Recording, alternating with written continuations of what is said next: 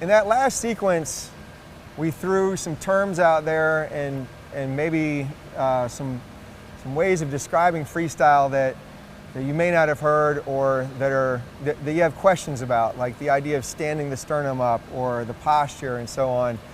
And it's important, I think, for us to explain where those ideas come from and why they're so important. Every day in our practices, we essentially try to build the stroke from either zero or something close to zero.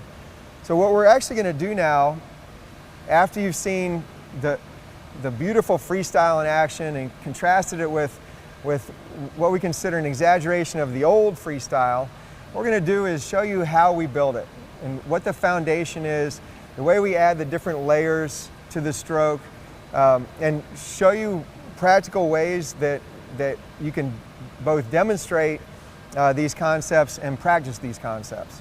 So we're going to start with an idea called the aquatic signature, and I'm going to let Coach Boomer explain that to you. In the water or on land, the species human, the human species, basically is successful because it manages those environments. That means that our nervous system is always turned on.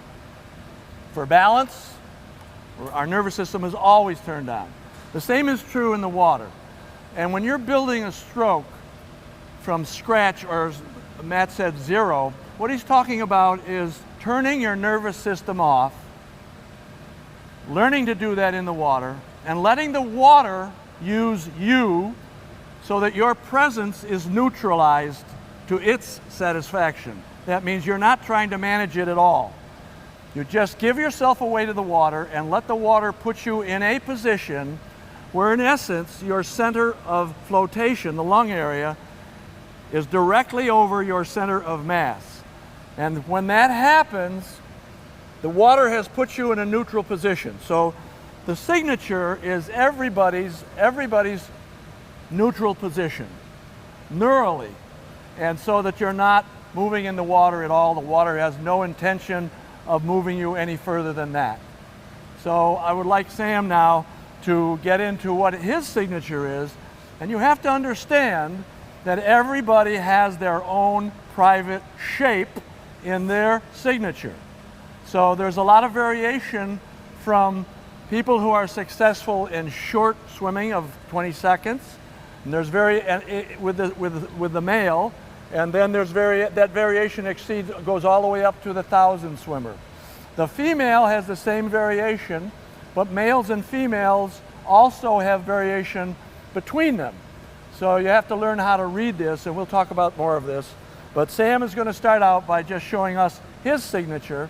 And Sam, can you show it from two dimensions? That is, your head going this direction so they can see you on the side, and then your head going in this direction so they can see you from back, and then your head going in that direction.